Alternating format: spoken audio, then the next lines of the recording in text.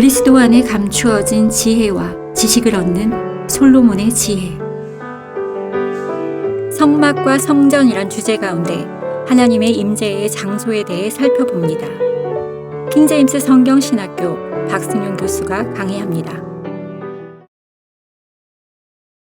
자, 이번에 첫 번째 이 시간의 주제는 성막과 성전, 하나님의 임재의 장소입니다. 앞으로 두 번째 시간부터 내일 여섯 번째 시간까지 총 5번의 시간에 대한 전체 개요입니다. 그래서 이 개요를 여러분들이 잘 들으시고 이제 각각의 시간들을 들을 때에 공부를 할 때에 참조가 되었으면 좋겠습니다. 자, 주제의 구절인데요. 자, 졸음도 깰 겸 우리가 같이 한 목소리 한번 읽어보겠습니다. 자, 시작.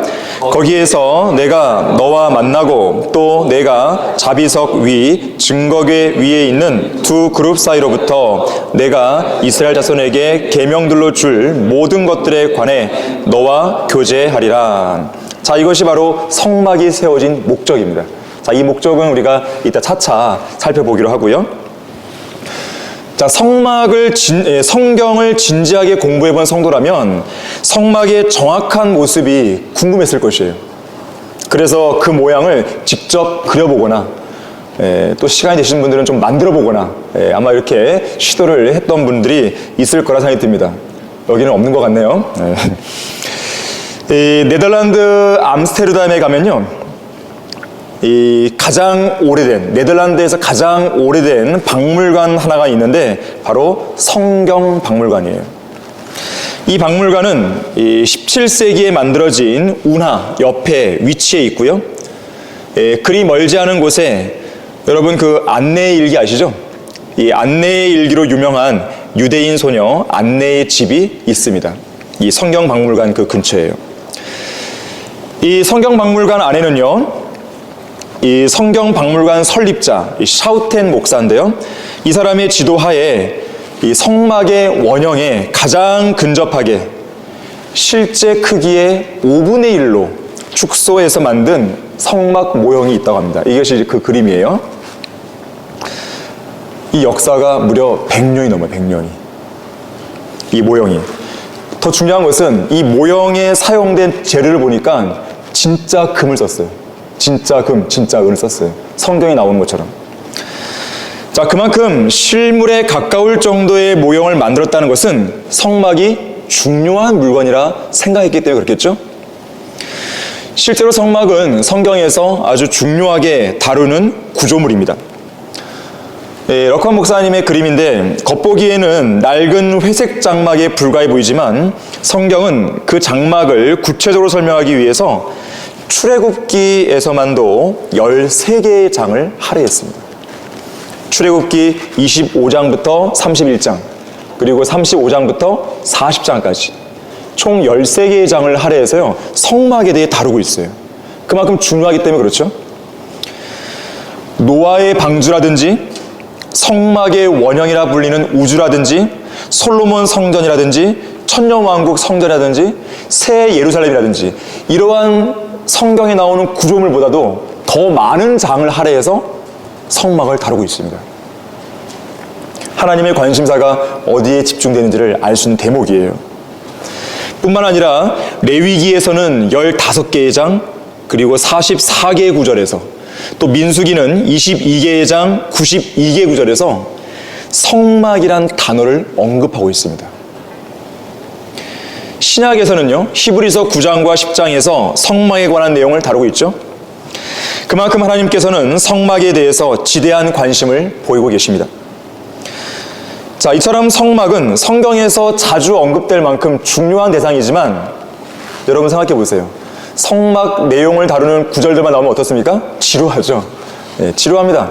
그래서 성도들이 이 성경 1독을 계획했다가도 출애굽기를 못 넘고 포기하다가 또다시 내년에 또 출애굽기까지 갔다가 또 포기하고 이런 경우들을 보게 됩니다. 출애굽기를 넘었다 하더라도 레위기가 또 기다리고 있죠. 넘었다 하더라도 민수기가 또 기다리고 있죠. 그런데 중요한 게 있어요. 여러분들에게 지루하게 보이는 그 구절이 할지라도 그 말씀들은 어떤 말씀이에요? 하나님의 영감으로 그랬던 말씀이에요. 그 말씀도 우리가 사람이 빵으로만 사는 것이 아니요 하나님의 모든 말씀 하나 있잖아요. 그 그 말씀 중에 하나가 바로 그 구절들이에요. 그래서 우리는 성막에 관한 내용들을 쭉 보면서도 그 말씀을 통해서 우리는 살아야 되는 것이에요. 그건 우리의 영적 양식이 될 수 있기 때문에 그렇습니다. 어떤 사람은 말하기를, 거기 교재에 나오는데요, 성경의 두 번째 책인 출애굽기에 묘사된 성막은 무미건조한 여느 설계도가 아니라 창조주의 깊은 뜻이 담긴 살아있는 한 폭의 그림이다 그랬어요. 거기 6페이지에 밑에서 5번째, 6번째 줄에 쓰여 있습니다. 한 폭의 그림이라고 했어요. 하나님의, 창조주 하나님의 깊은 뜻이 담겨 있다.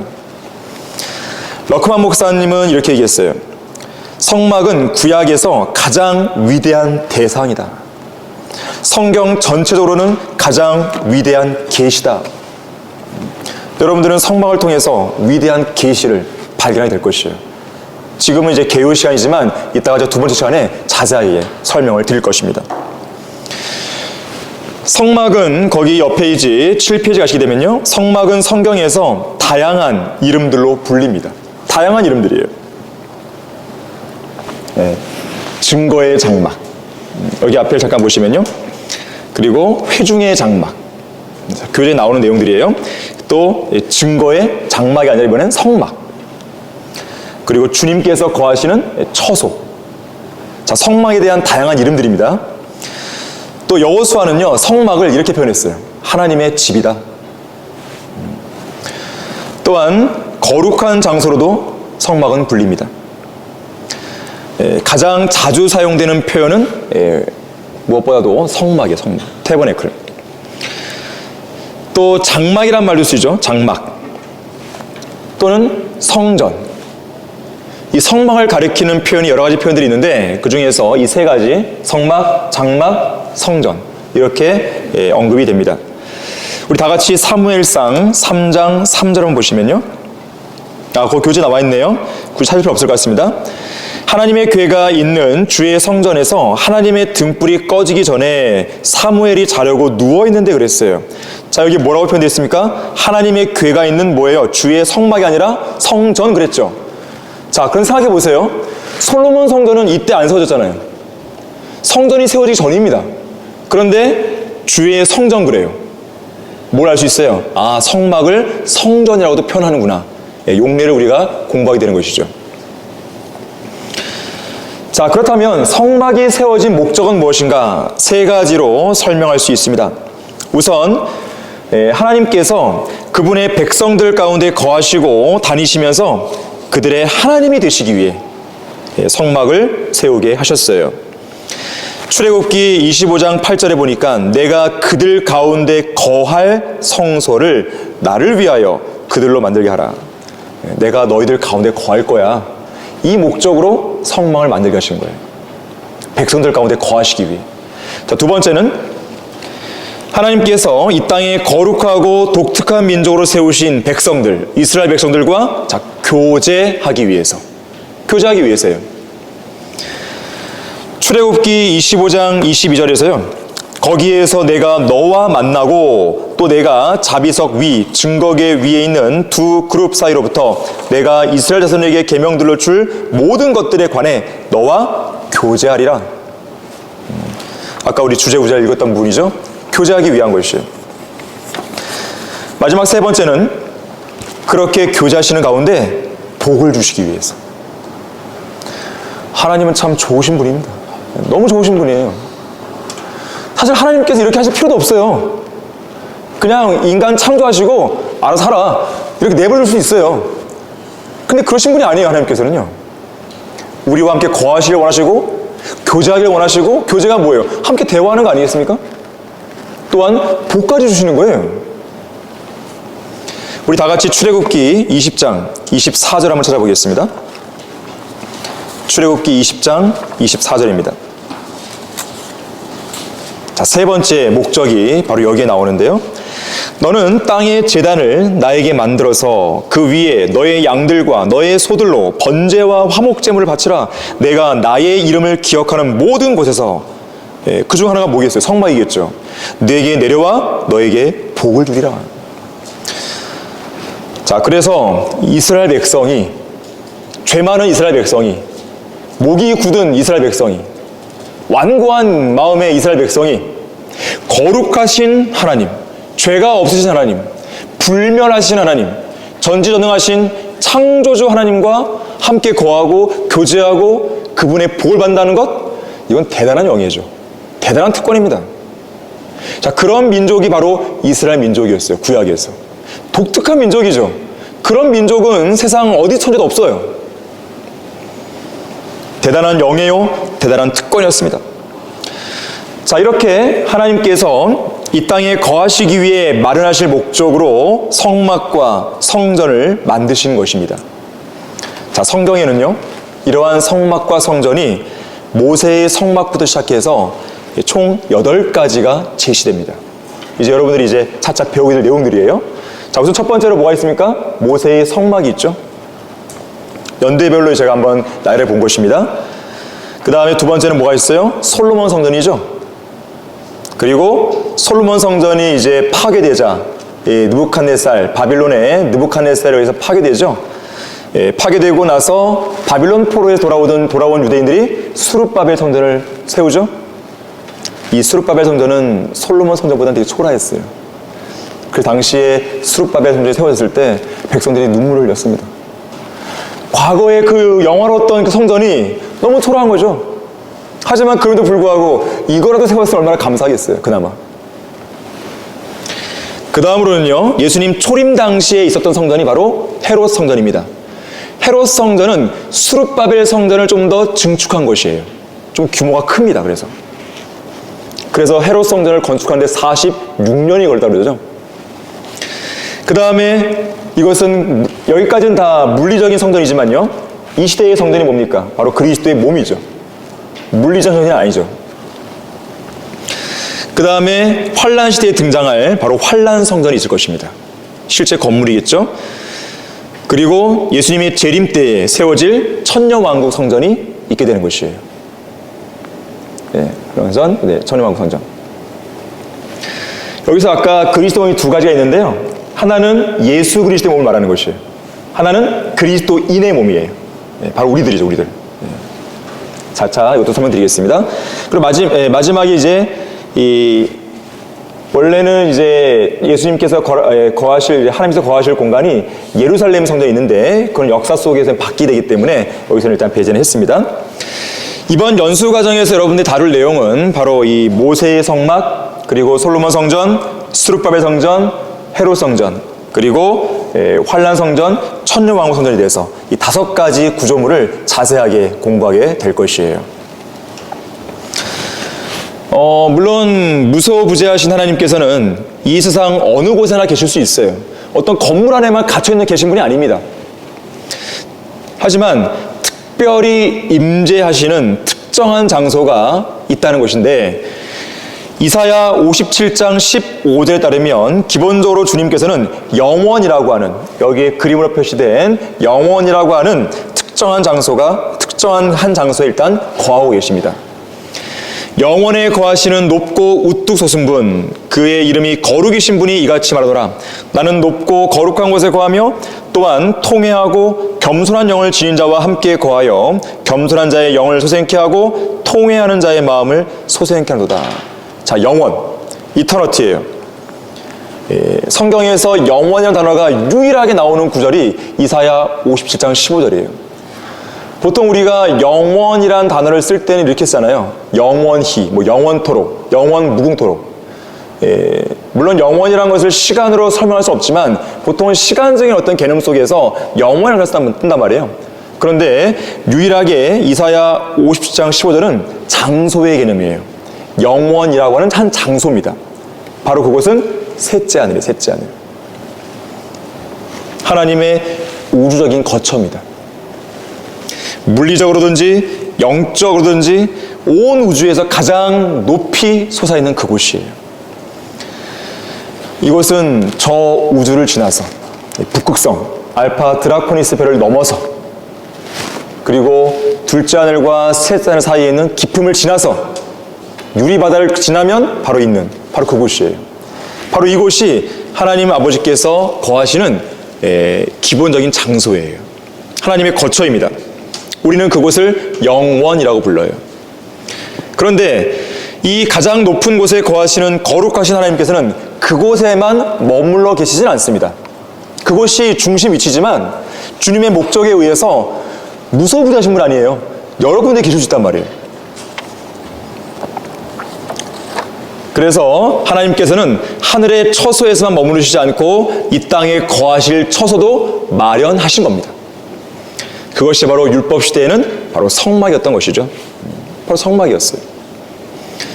그래서 성막은 하나님의 임재의 장소였고 그분의 백성들인 이스라엘을 하나님께로 모아주는 그런 장소가 되었습니다.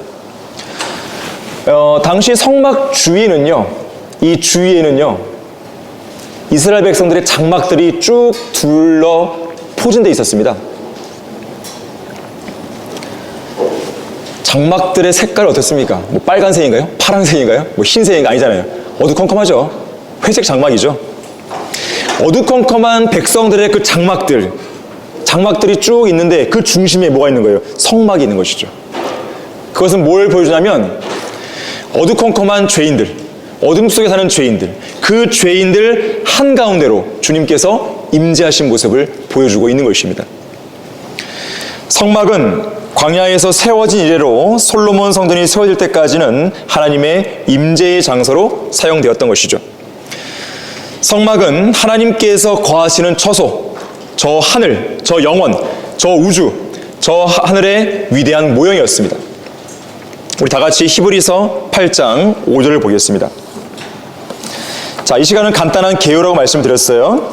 이 시간에 혹시 놓쳤던 부분이 있다 하더라도 다음 시간부터 자세히 배울 때 그때 여러분들이 다시 확인하시면 되겠습니다.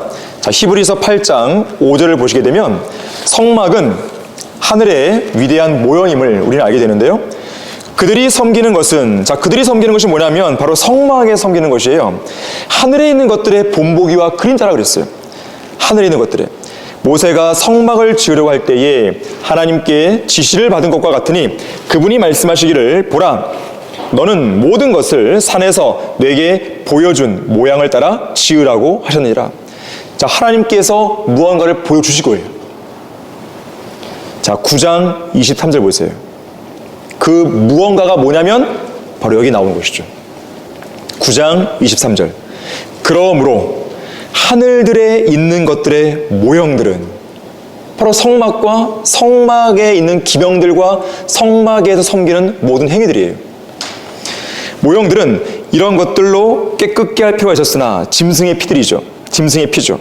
하늘에 있는 것들 그 자체는 이것들보다 더 좋은 희생 제물들로 해야 하리라.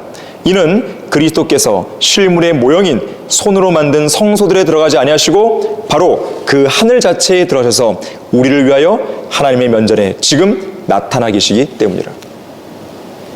예수님은 이 땅에 계실 때 성막 안으로 들어가신 적이 없었습니다.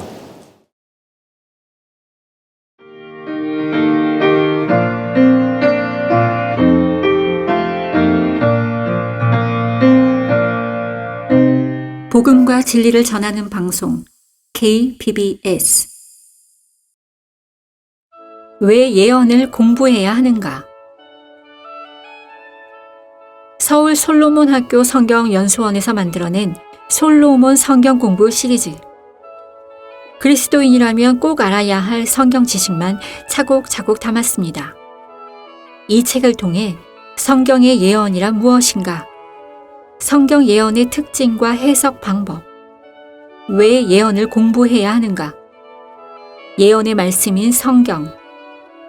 전천년주의 대 후천년주의. 예언의 두 산봉우리에 관한 것을 쉽고 확실하게 알 수 있습니다. 개인 혹은 교회 성경 공부용으로 절찬리에 판매 중입니다. 이 땅에는 레위 지파의 제사장들이 있었어요. 그들이 해야 될 몫이었어요.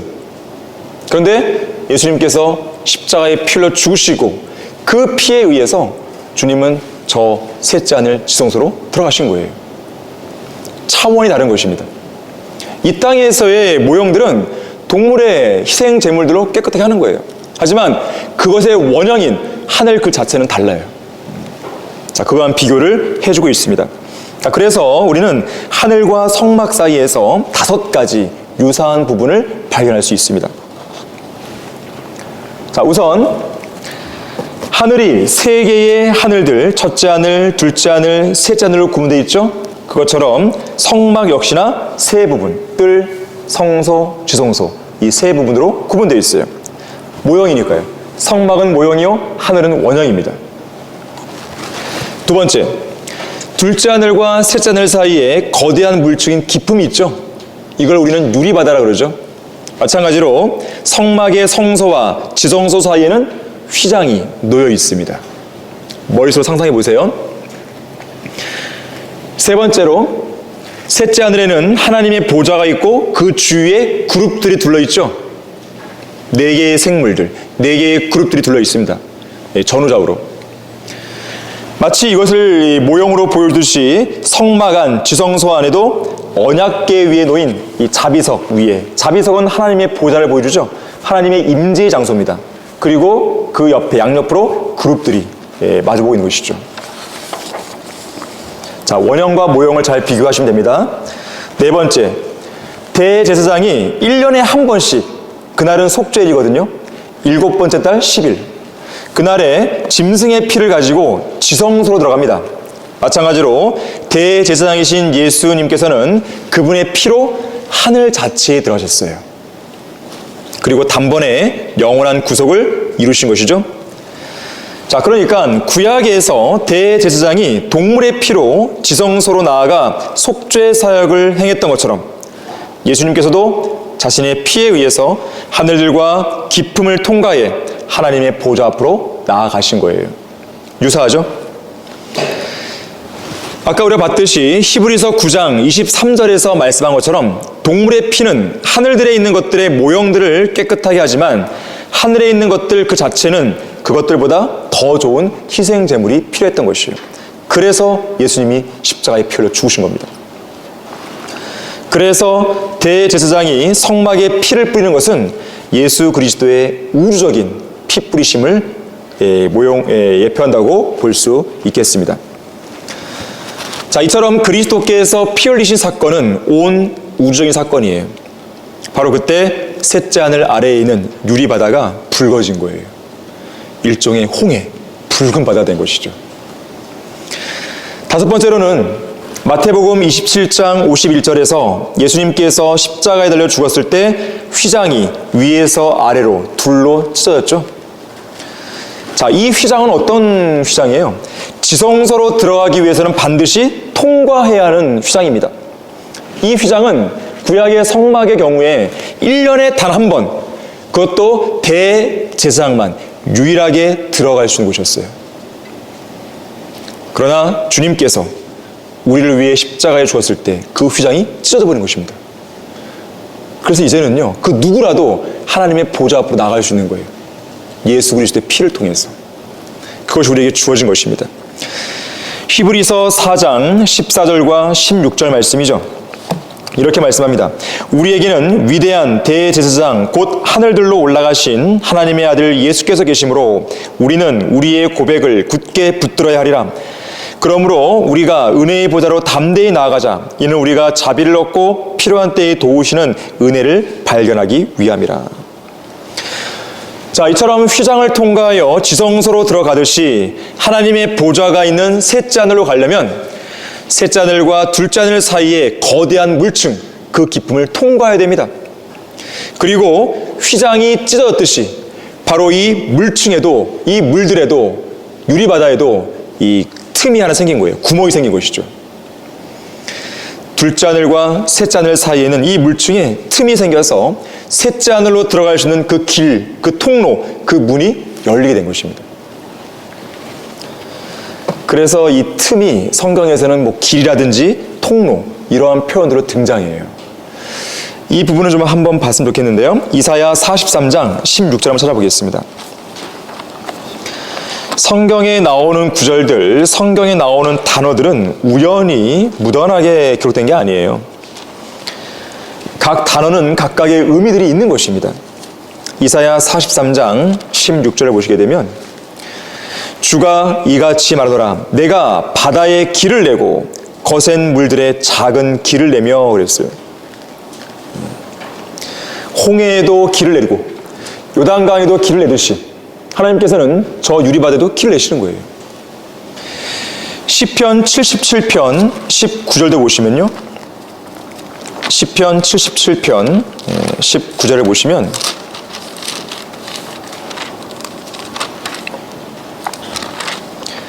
주의 길이 바다에 있고, 자, 바다에 길이 있는 거예요. 주님 만드신 거예요. 주의 첩경이 큰 물들에 있었으나 주의 발자취는 알려지지 않았나이다. 주께서는 모세와 아론의 손을 통하여 주의 백성을 양떼와 같이 인도하셨나이다. 자, 홍해의 길이 난 것이죠. 마치 그것처럼 저 유리바다에도 길이 생긴 것이에요. 그 문이 생긴 것입니다. 자, 이처럼 성막은 모세가 산에서 하나님께서 그에게 보여주신 모양을 따라 만든 구조물입니다. 다시 말하자면 성막 자체는 우주의 모형이에요. 우주를 보여주고 있는 거예요. 아주 축소판으로. 그런 가운데에 예수 그리스도의 전 우주적인 구속사역을 설명해주고 있는 것입니다. 이 네카마 리보위츠라고요.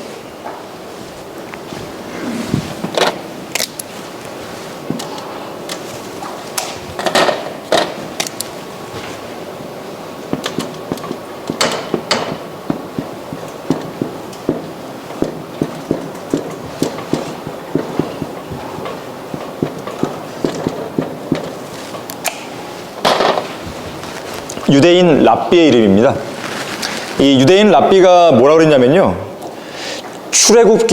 출애굽기에서 성막을 만들라고 했을 때 그때 사용된 율법의 용어들은 성막을 만들라고 지시했을 때 그때 사용된 율법의 용어들이 있어요. 그 용어들은 하나님께서 온 우주를 창조하실 때 사용하신 언어들과 동일하다고 그랬어요. 놀랍죠? 율법의 그 용어들, 성막을 만들라고 지시했을 때 그때 사용된 율법의 용어들이 하나님께서 온 우주를 창조하실 때 사용한 언어와 동일하다고 그랬습니다. 성막은 우주의 모형이에요. 자, 성막을 좀 길게 설명드렸는데요. 그 다음으로는 뭐죠? 하나님의 임재 장소는 솔로몬 왕 때 와서 바로 성전이 세워지죠. 7년에 걸쳐 완공된 성전이 하나님의 임재의 장소예요. 첫 번째는 하나님의 성막이었어요. 두 번째는 솔로몬 성전입니다. 세 번째는요, 솔로몬 성전이 파괴되죠. 파괴되고 재건된 이후에는 하나님께서 예수 그리스도의 몸 안에 거하시게 됩니다. 물론 뭐 중간에 이제 스룹바벨 성전이라든지 이 헤롯 성전 이런 것들이 있겠지만 솔로몬 성전이 파괴되고 재건된 이후에는 하나님께서 예수 그리스도의 몸 안에 거하시게 되는데요. 자, 그래서 요한복음 2장 19절 21절에서요. 예수님께서는 자신의 몸을 가리켜서 성전이라 말씀하시게 됩니다. 또한 그분의 이름인 임마누엘은 우리와 함께 하시는 하나님이라는 뜻이죠. 이처럼 하나님께서는 인간과 함께하기를 원하시는데요. 초림 때에는 하나님께서 사람의 손으로 만든 성막이 아니라 직접 육신의 몸인 장막을 입으시고 백성들 한가운데로 이전보다 더 가까이 다가오시게 됩니다. 구약시대에는 회중의 성막이 이스라엘 백성의 장막 한가운데 있잖아요. 그것도 가까이 오신 거예요. 그런데 초림 당시에는 몸을 입고 백성들과 붙어 사셨잖아요. 그래서 백성들은 예수님을 직접 만지기도 했잖아요. 직접 보기도 하고 더 가까이 다가오신 거죠. 육신의 장막을 입고 오신 하나님이신 것입니다. 그래서 이 이스라엘 백성들은 아주 가까운 거리에서 하나님을 볼 수 있었어요. 구약의 성막에서는요, 멀찌감치 떨어져서 봐야 됩니다. 멀찌감치 떨어져서 성막을 바라봤어야겠죠. 하지만 초림 당시에는 그렇지 않았어요. 요한복음 1장 14절에서요. 그 말씀이 육신이 되어 우리 가운데 거하심으로 우리가 그의 영광을 보니 아버지의 독생자의 영광으로 은혜와 진리가 충만하더라 그랬어요. 자, 여기 이 말씀을 주목해야 되는데요. 이것은 말씀이신 하나님께서 육신의 몸을 입으신 것을 의미하는 바로 성육신을 보여주는데 여기에 잘 보시면 육신이 되어, 말씀이 육신이 되어 우리 가운데 거하심으로 이 단어가 나와요. 드웰트예요. 영어로 드웰이라는 단어예요. 거하다. 여기에 해당하는 헬라어가 스케노어인데 뜻이 뭐냐면 장막을 치답니다. 다시 말하자면 초림 때 이 땅에다가 성막과 같은 그런 장막이 아니라 육신의 장막을 치신 거예요. 몸을 입으신 것 자체가 육신의 장막을 친 겁니다. 그리고 그 안에 거하신 거죠. 그래서 예수님의 오심은 늘 장막절과 연관되어 있는 거예요. 장막이에요. 예수님이 초림 때도 장막절에 태어나셨습니다. 재림 때도 장막절과 연관되어 있어요. 그 다음으로는요, 예수님께서 부활하시고 승천하신 이후에 이 교회 시대에는 바로 구원받은 성도들의 몸, 우리의 몸이에요. 우리 각각이 다 성전입니다. 이 몸이 이 땅에서의 임재의 장소가 된 것입니다. 그래서 고린도 후서 6장 16절에서는 이 몸을 하나님의 성전이라고 부른 것이죠. 거룩하시고 어떤 악이나 더러움도 없으시고 불멸하시고 영원하신 하나님께서 죄인의 몸을 그분의 성전으로 삼았다는 것은 놀라운 기적이죠, 기적. 신비예요, 신비. 이거 역시나 우리가 이 땅에서 누릴 수 있는 특권이에요. 아까 서두에 이스라엘 백성들은 성막을 세움으로써 하나님과 함께 할 수 있는, 하나님과 교제할 수 있고 하나님부터 복을 받을 수 있는 특권과 영예를 누렸다 그랬어요. 우리는 그들보다 더 특권이 있는 거예요. 더 영예가 있는 거예요. 왜요? 우리 몸 안에 계시잖아요. 대단한 것입니다. 그러한 하나님과 여러분들이 교제하지 않고 있다. 그건 여러분에게 주어진 특권을 저버리는 것입니다. 우리는 그 특권을 매일 매 순간 살려야 돼요. 그걸 누려야 됩니다. 주님이 주시는 복을 누려야 돼요.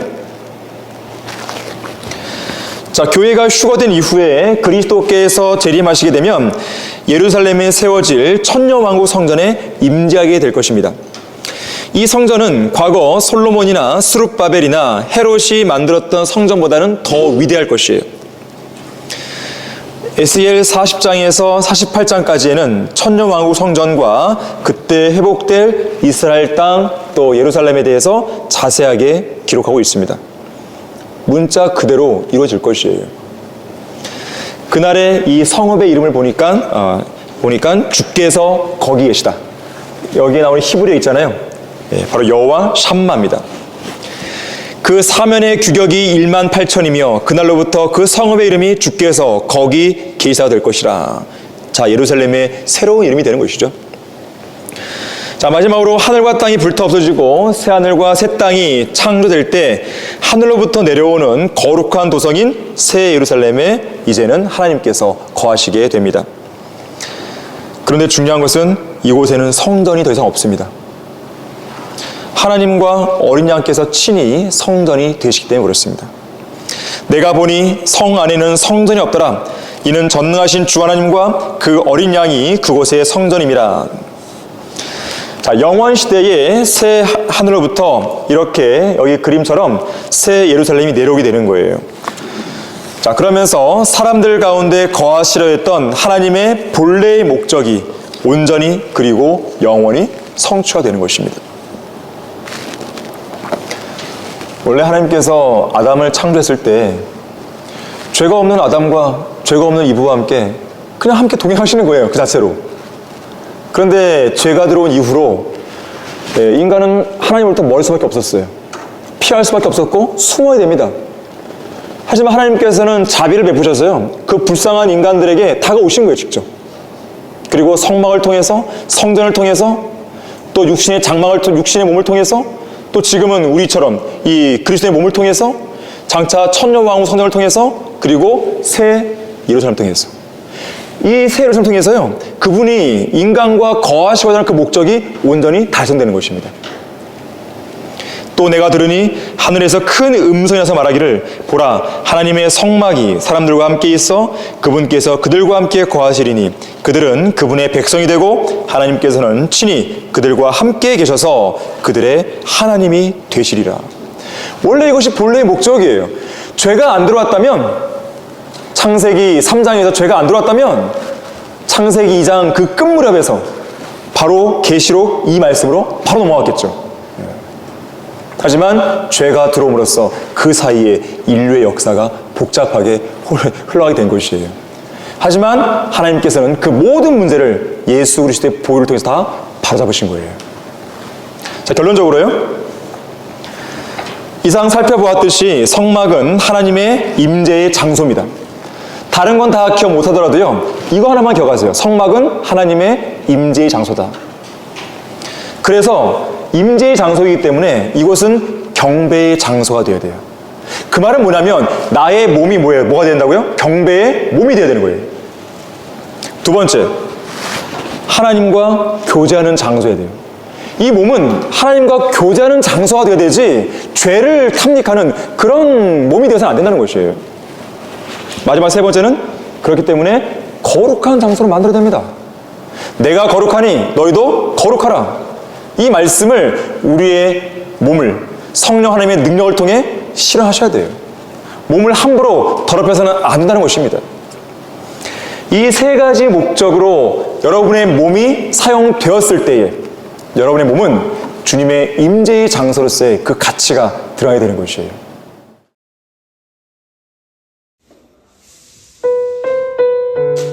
지금까지 솔로몬의 지혜였습니다.